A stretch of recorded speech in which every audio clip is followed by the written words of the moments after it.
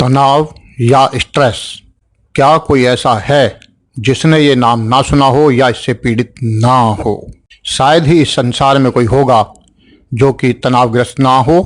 आज समाज में तनाव के मुख्य कारण कोरोना की वजह से लॉकडाउन, दुनिया का हर व्यक्ति तनाव में, व्यापारी व दिहाड़ी मजदूर, काम व पैसे की परेशानी तथा भविष्य की अनिश्चितता, सीनियर जूनियर के मतभेद, पति पत्नी के मतभेद, बच्चों व माता पिता में मतभेद, रिश्तों में तनाव, धार्मिक मतभेद इत्यादि।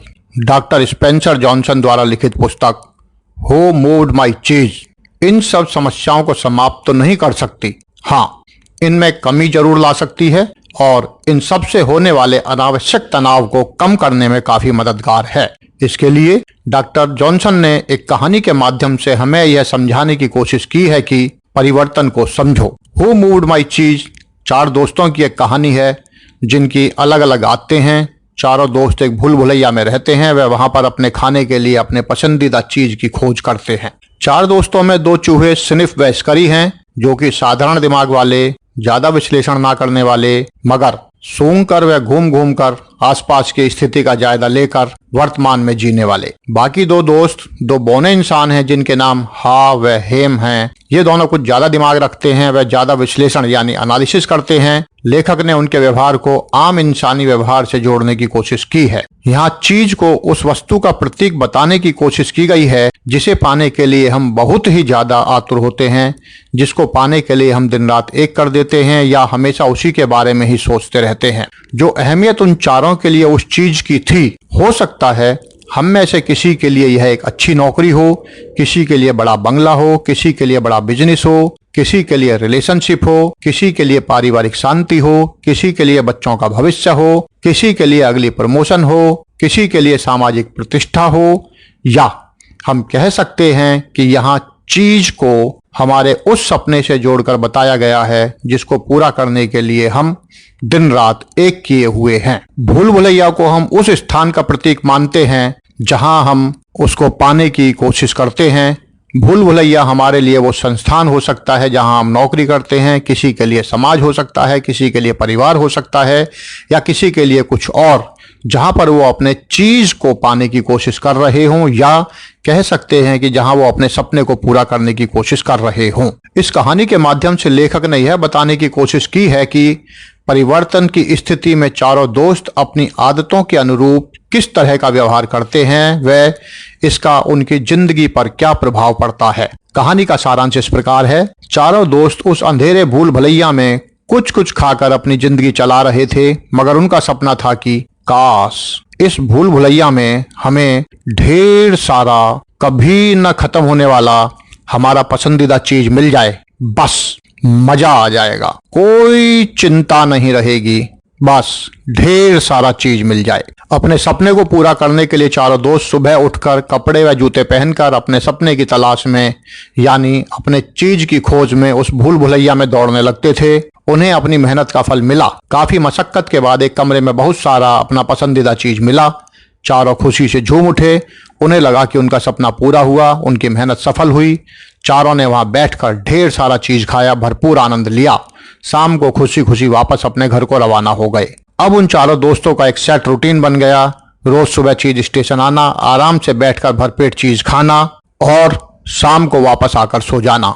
मगर धीरे धीरे चारों की दिनचर्या समान नहीं रही। उनकी आदतें उनके व्यवहार में नजर आने लगी। स्निफ व स्करी रोज की तरह सुबह तैयार होकर जूते पहनकर समय से चीज स्टेशन पहुंचते। वहां पहुंचकर पहले चीज स्टेशन का चक्कर लगाते व चीज को सूंघते। ऐसा वो अपनी आदत के अनुसार करते थे। इससे उन्हें यह पता चल रहा था कि स्थिति में परिवर्तन हो रहा है, चीज कम हो रहा है व इसकी ताजगी भी दिन प्रतिदिन कम हो रही है। यानी वो इस बात को महसूस करने लगे थे कि यह चीज खत्म भी हो सकता है या खराब भी हो सकता है। जबकि हा व हेम ने धीरे धीरे आराम से आना शुरू कर दिया। आते, चीज खाते, फिर चले जाते। उन्होंने अपने रहने का स्थान भी नजदीक ही कर लिया, यानी कम से कम मेहनत करनी पड़े। उन्होंने कभी इस बात पर ध्यान नहीं दिया कि चीज कम हो रहा है। उनका यह मानना था कि यह चीज तो जिंदगी भर रहेगा। उनको जिंदगी भर खुश रहने का साधन मिल गया। यानी उन्होंने समय के साथ होने वाले परिवर्तन पर ध्यान नहीं दिया। जबकि स्निफ व स्करी रोज इस परिवर्तन पर निगाह रखे हुए थे। एक दिन सुबह जब स्निफ वेस्करी आए तो उन्होंने देखा कि वहां पर अब चीज नहीं था। उनको तो ऐसी उम्मीद थी ही, क्योंकि वो रोजाना चीज को कम होते देख रहे थे। बगैर समय गंवाए दोनों चूहे तुरंत नए चीज की तलाश में दौड़ पड़े, ज्यादा सोच विचार करे बगैर, क्योंकि उन्हें वस्तु स्थिति का ज्ञान था। वो ज्यादा विश्लेषण नहीं करते थे, वो काम को साधारण रखने में विश्वास रखते थे। उन्होंने सी स्टेशन पर चीज मिलने के बावजूद अपनी दिनचर्या में कोई कमी नहीं आने दी थी। परंतु हाव हेम ने जब वहां पर आकर देखा कि वहां पर अब कोई चीज नहीं है, उनको जोर का झटका लगा, क्योंकि उनको वास्तु स्थिति का ज्ञान नहीं था। वो मानसिक तौर पर तैयार नहीं थे। हाव हेम जोर से चिल्लाए, हमारा चीज किसने चुराया? कोई हमारे साथ ऐसा कैसे कर सकता है? हम छोड़ेंगे नहीं, उन्हें हमारा चीज वापस करना पड़ेगा। मगर काफी कोशिशों के बावजूद भी उन्हें चीज नहीं मिला। कोई फायदा नहीं हुआ।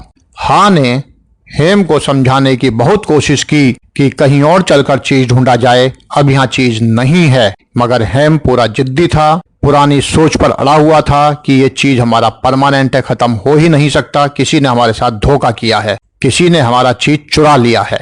कोई हमारे साथ ऐसा कैसे कर सकता है? हेम ने परिवर्तन को समझने की कोशिश नहीं करी और पूरी तरह नकार दिया और लोगों को दोषी ठहराने लगा। हा ने कई बार हेम को समझाने की कोशिश की, मगर हेम नहीं माना। अंत में हा ने विचार किया कि यहां पर तो चीज है ही नहीं, यहां से बाहर अकेले जाने पर मुझे डर लगता है, और बाहर जाकर जरूरी भी नहीं कि चीज मिले ही, मगर मिल भी तो सकता है। यही सोचकर उसने वहां से चलने का निर्णय लिया, यानी वो डर की स्थिति से बाहर आ गया। यहां हम कह सकते हैं डर के आगे जीत है। जब आप डर की स्थिति से बाहर आते हो तब आप बेहतर निर्णय ले पाते हो। हाँ, नई चीज की खोज में वहां से चल पड़ा। वो सोच रहा था कि दोनों चूहे कहां होंगे। स्निफ वेस्करी ने जैसे ही सी चीज स्टेशन को छोड़ा था, वो नए चीज स्टेशन की तलाश में दौड़ पड़े थे। काफी मेहनत के बाद उनको एक नया चीज स्टेशन मिला, जिसका नाम था चीज स्टेशन एन, जिसमें पहले वाले से भी बढ़िया और ज्यादा चीज था। हाँ, मुख्य बात यह है कि उन्होंने अपना डेली रूटीन अब भी नहीं छोड़ा, यानी वो अब भी रोज चीज को सूंघते थे, उसके चारों तरफ चक्कर लगाते थे।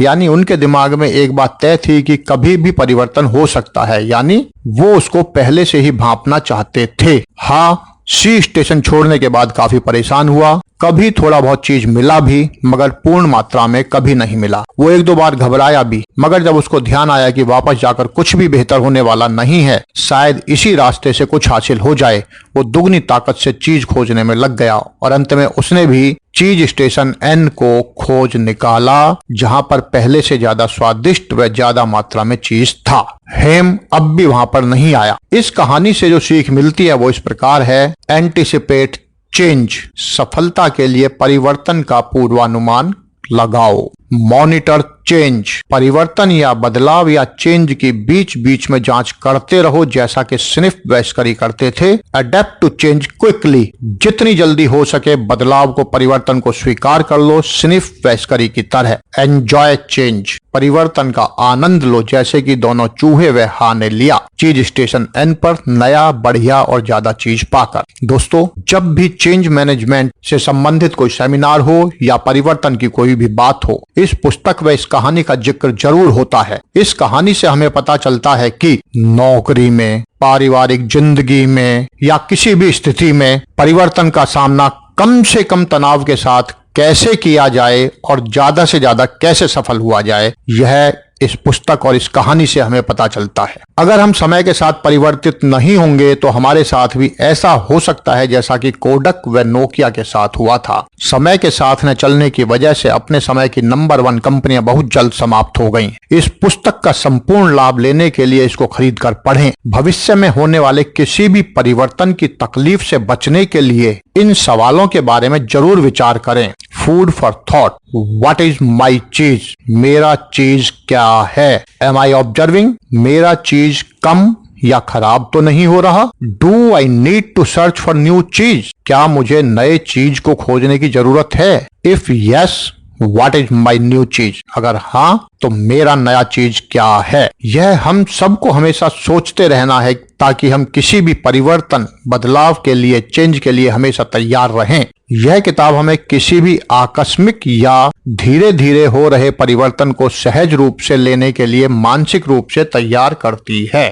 अगर यह वीडियो आपको पसंद आया हो तो आप इसको लाइक करें, शेयर करें, सब्सक्राइब करें और बेल बटन दबाएं। अगर कोई सवाल या सुझाव है तो कमेंट बॉक्स में लिखें। धन्यवाद।